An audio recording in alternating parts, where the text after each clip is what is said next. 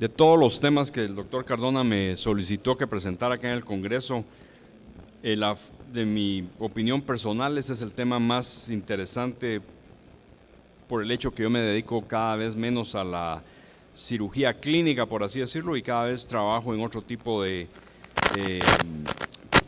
tratamiento de pacientes que no tienen nada que ver con operaciones o tratamiento puramente médico, buscando un sistema de salud más seguro y que espero que ustedes entiendan el mensaje que no es clínico, sino que lo que se está haciendo para prevenir este tipo de problemas y más que todo los aspectos históricos de cómo y por qué se llegó a esto.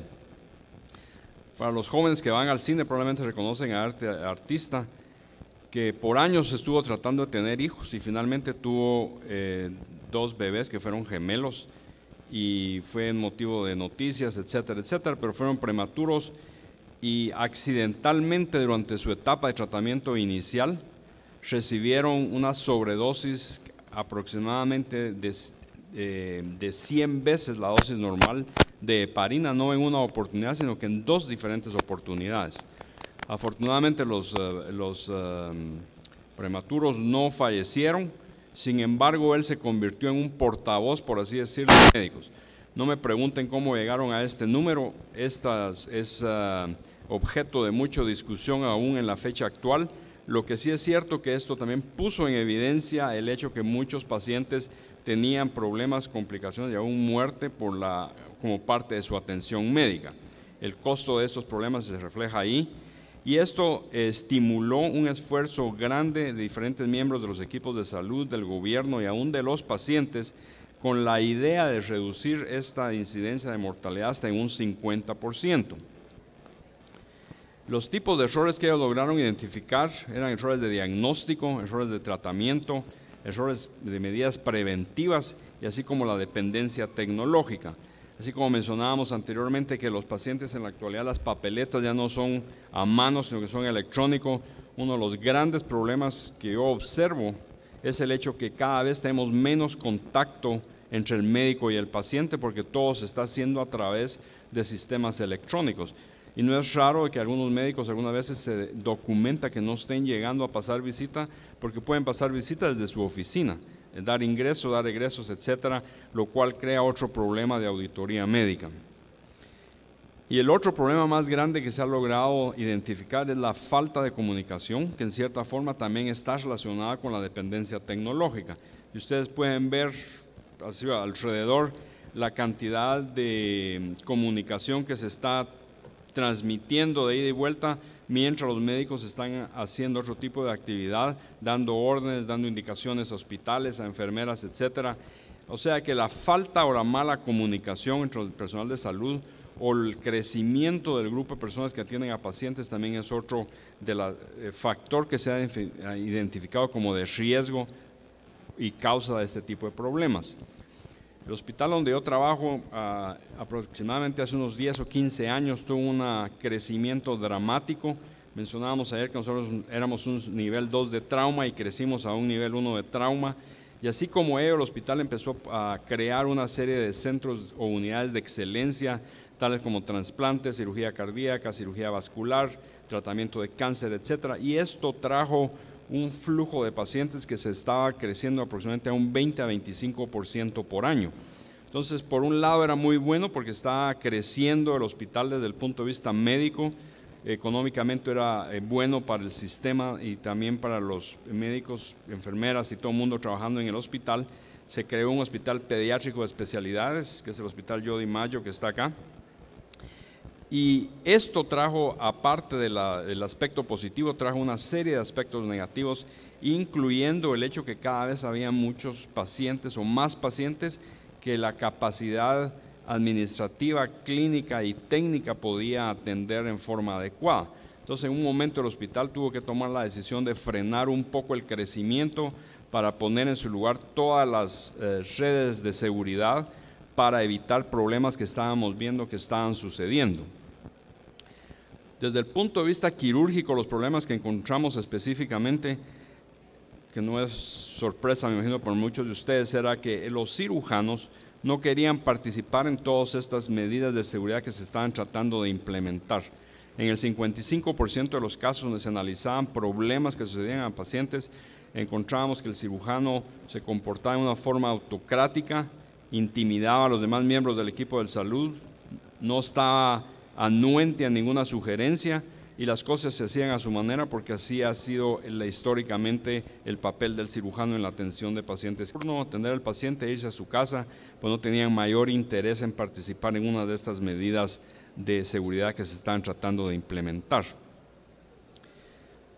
Tuve la oportunidad de aprender y estudiar un poco de cuáles son las medidas que existen o qué se puede hacer para evitar los accidentes, y lo pongo aquí entre comillas porque los accidentes que sucedían a nivel de hospitales para la atención de esos pacientes en realidad no eran accidentes, sino que era que las barreras de defensa que deberían de estar colocadas estaban fallando o no se estaban colocando adecuadamente. Se define que un evento no es riesgo siempre y cuando existan otras barreras para prevenir un punto débil. Y esta diapositiva acá demuestra la famosa historia del queso suizo, donde dicen que es prácticamente imposible que se alineen todos los orificios para que pueda pasar algo a través de ellos. Sin embargo, en condiciones únicas esto puede pasar, y no es que sea un accidente, ni es la ley de Murphy tampoco, que dice que cuando algo puede salir mal, va a salir mal. Y esa era la actitud que se tenía, que bueno, las cosas pueden pasar, se puede infectar el paciente, etcétera, y esa es parte de la atención médica de los pacientes. Estas barreras se pueden mover poco con pequeños cambios o pequeños detalles, y lo cual van a prevenir que sucedan este tipo de eventos y este tipo de problemas. Requiere dos aspectos muy importantes: uno es un cambio de cultura total y el otro que todos tomen responsabilidad para evitar que esto pase. Entonces la pregunta que se hizo hace varios años, al menos en nuestro hospital, es si se puede conseguir y construir un sistema de salud más seguro para evitar este tipo de problemas.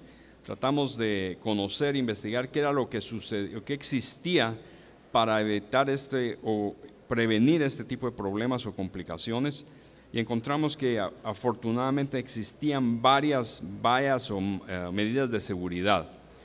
Identificamos tres que pensamos que eran las más útiles que nos podían servir a nosotros. Uno es lo que se llama el Crew Resource Management, que es lo que utilizan en la industria de la aviación para evitar problemas. Yo voy a contar un poco del aspecto histórico de esto, cómo fue que ellos llegaron a crear una cultura y un sistema más seguro como resultado de accidentes catastróficos que sucedieron por lo general por resultado de errores a nivel humano, no técnico. Como mencionaba anteriormente, el gobierno ha puesto en su lugar lo que se conoce como eventos únicos que no deberían de suceder, y finalmente existió una campaña a nivel nacional que se llamaba la campaña de salvar 100,000 vidas en un periodo de 2 años.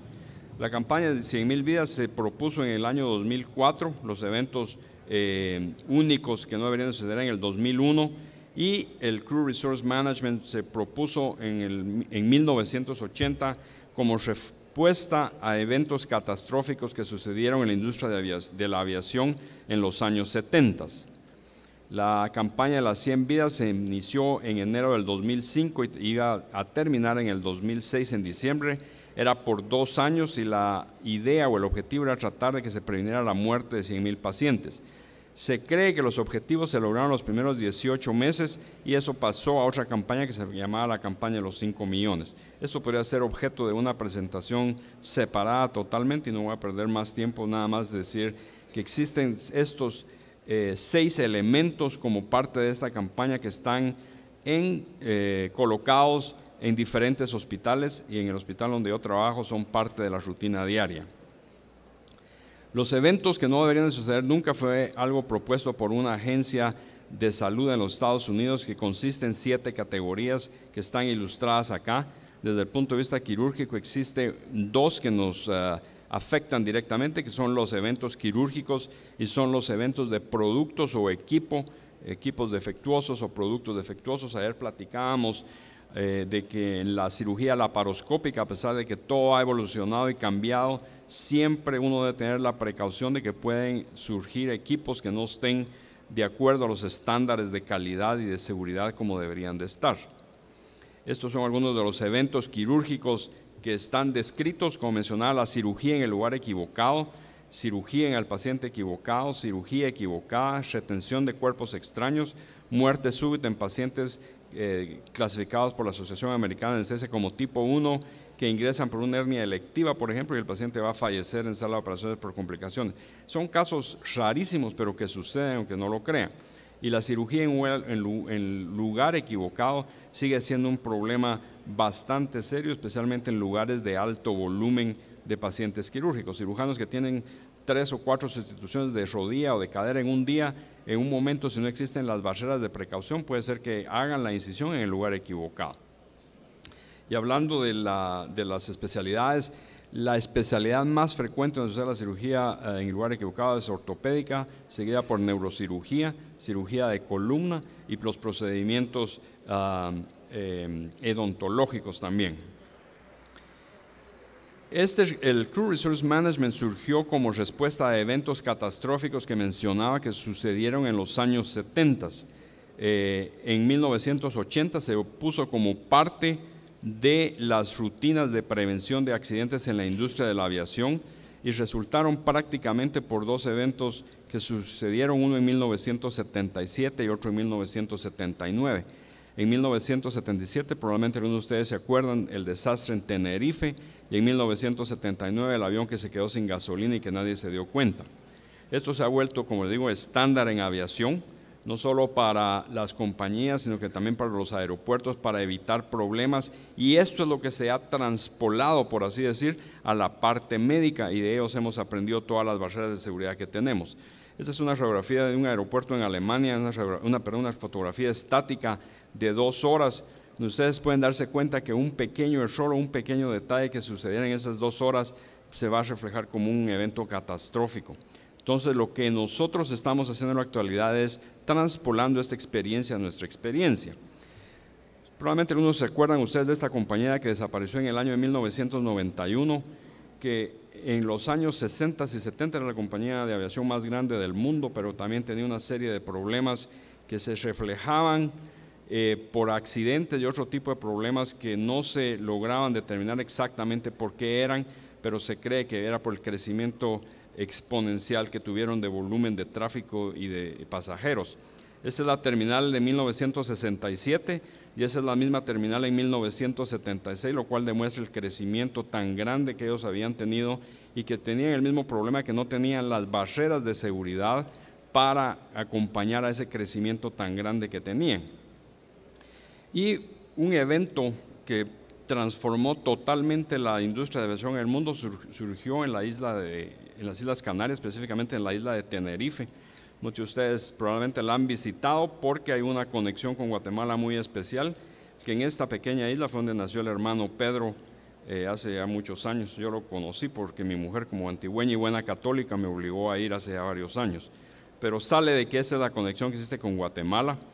Y las Islas Canarias es una comunidad autónoma de España.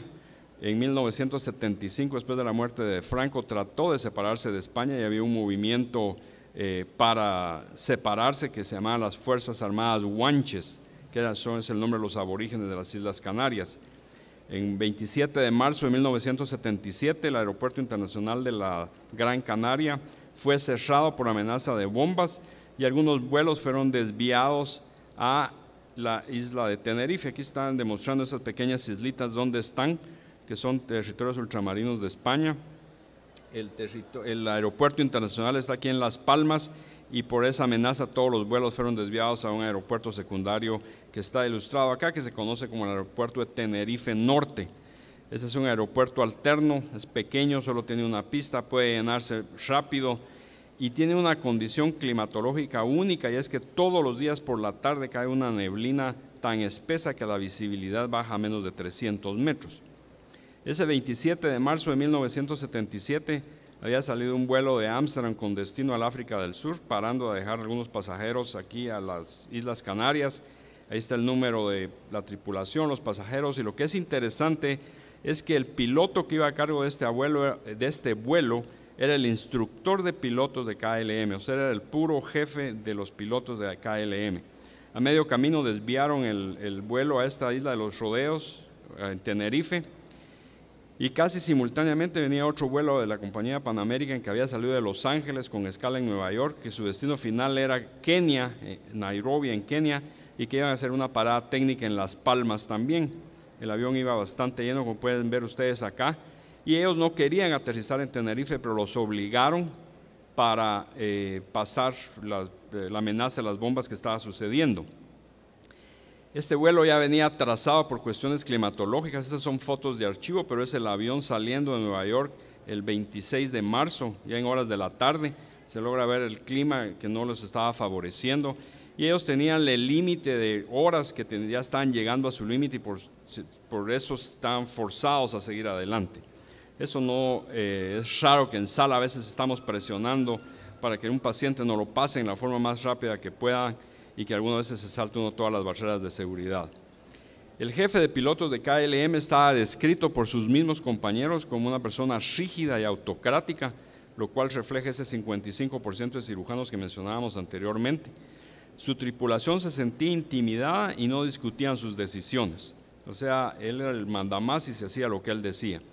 Esta persona, de uno de los más reconocimientos que tiene, es que él inició las técnicas de simulación que utilizamos en la cirugía laparoscópica para enseñar a los residentes en la actualidad, y él ya no estaba volando regularmente, sino que estaba básicamente dedicado a estas técnicas de simulación. Y entonces se juntaron una serie de detalles, la ley de Murphy o el modelo causal de accidente, como lo quieran llamar ustedes, pero en un momento dado se lograron acumular una gran cantidad de aviones que no se podían movilizar de un lugar a otro. A las 2:30 de la tarde le dieron salida al vuelo de Pan American, pero no podía salir porque el vuelo de KLM lo estaba bloqueando, y como mencionábamos anteriormente, el capitán era una persona autocrática que decidió bajar a todos los pasajeros y llenar de gasolina el avión en este aeropuerto y no en el destino que tenían en Las Palmas. No fue sino hasta más o menos 2 horas y media después que se empezaron a mover todos, y aquí está ilustrado lo que está sucediendo, y alguien que esté interesado, ahí está la página web donde está todas las grabaciones, y uno se impresiona de todo lo que sucedió ese día. Le dieron salida al vuelo de KLM, le dijeron al de Panam, sígalo usted, y sale en la salida 3. Ellos sabían que la salida era la 4 y no la 3. Ustedes pueden ver que aquí es imposible aún para un carro dar vuelta en ese ángulo, y ellos sabían por sus mapas que tenían que salir en la 4. Entonces le preguntan al señor de la torre, le dijo la 3, y les dice ya un poquito alterado el que estaba a cargo de la torre, sí señor, la 3, 1, 2 y 3, y se lo volvió a repetir en muchas oportunidades. Al avión de KLM le dijeron, usted llega a la punta de la pista, que es acá, y espere órdenes para salir. Y el capitán en un momento dado dijo, bueno, nos vamos, aquí están las expresiones en holandés, y el copiloto, en una vocecita muy humilde, le pregunta, ¿ya nos dieron salida? Y el molesto le dice, sí, ya nos dijeron que nos vayamos. Entonces empezaron a salir, y la torre y las dos tripulaciones estaban hablando simultáneamente. O sea, eso era un caos total lo que estaba sucediendo en ese aeropuerto casi a las 5 de la tarde.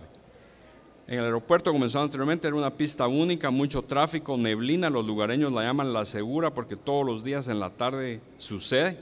La torre de control era incapaz de mantener orden, las instrucciones eran no convencionales, ordenó aterrizar a todo mundo. Los del avión de Pan American estaban atrasados y frustrados, se perdieron en la pista, y esto es lo único que quedó del avión de KLM después del contacto. Este es el avión de Pan American que está incendiándose en ese momento. El avión de KLM, como mencioné anteriormente, iba lleno de gasolina, lo cual no lo debieron de haber hecho ahí, y finalmente se demostró que la culpa final correspondía al capitán del avión de KLM por su autoritarismo, por ser autocrático y por toda la serie de eventos que desencadenó este desastre, que fue lo que originó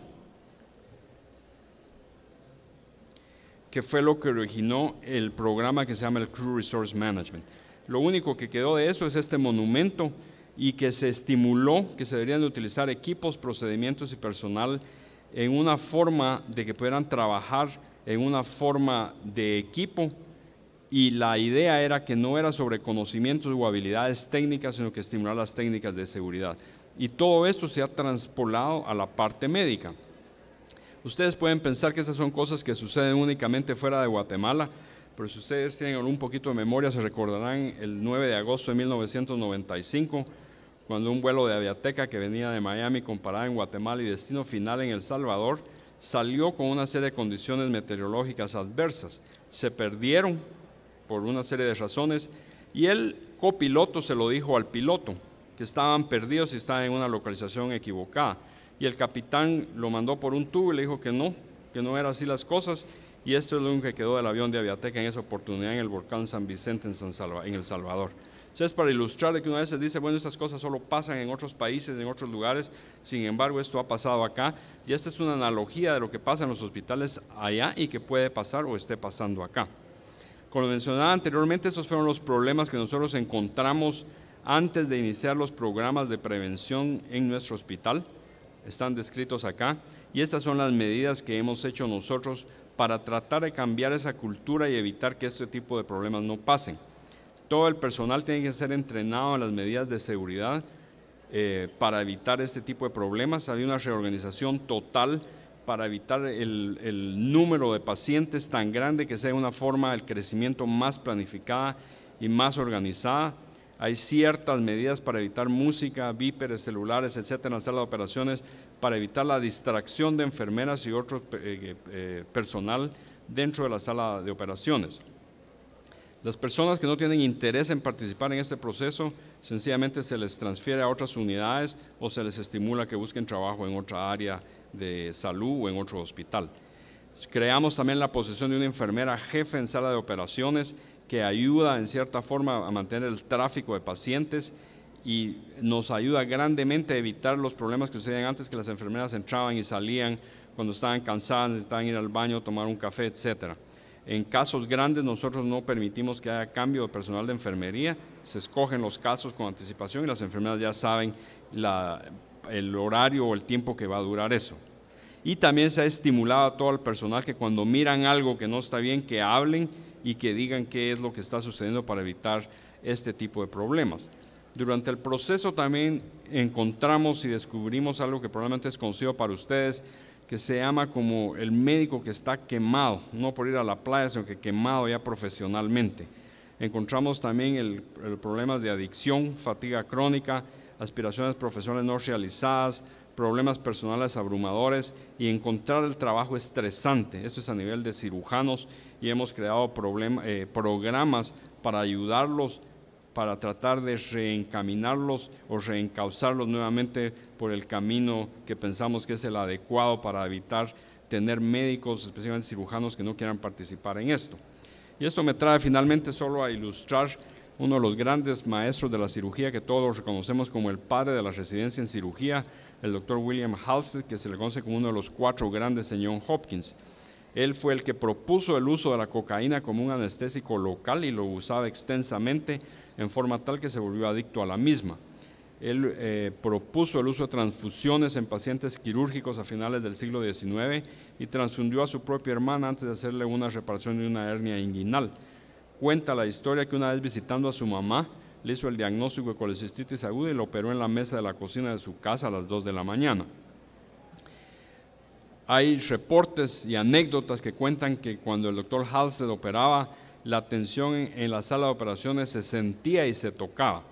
Todos oían los gritos que él hacía en la sala de operaciones dentro de los casos quirúrgicos y según algunas de las personas que trabajaron con él decían que él era el hombre más intimidante que habían conocido. En la sala de operaciones nadie hablaba, salvo que le hablaran. Entonces ustedes se pueden imaginar el ambiente en que trabajaba esa gente.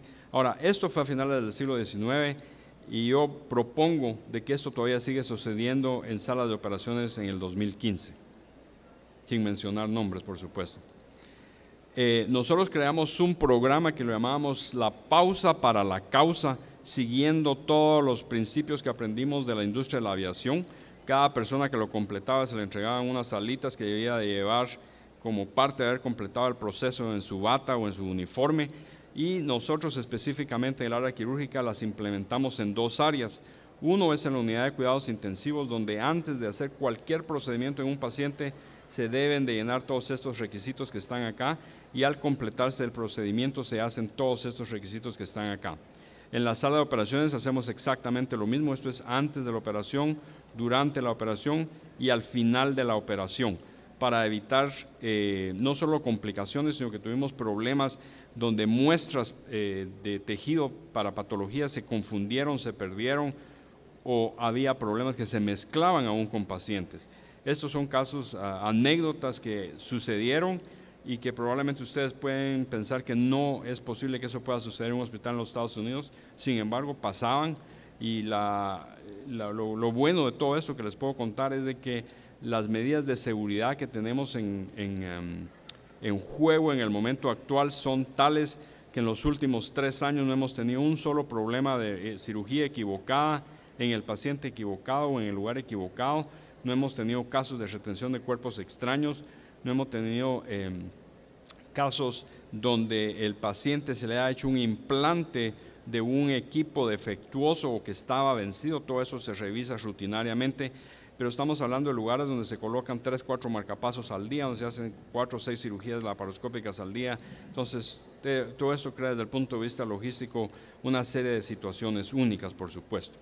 O sea que en resumen, como les mencionaba, esta es una plática que no tiene mucho que ver con cirugía, pero por otro lado tiene mucho que ver con el paciente quirúrgico, y creo que son de las técnicas o de los conceptos filosóficos de medidas de seguridad que se han implementado y que se aprendieron, como mencionaba anteriormente, de incidentes catastróficos que sucedieron como consecuencia de errores humanos totalmente, como se demostraron en estos 2 ejemplos acá. Muchas gracias.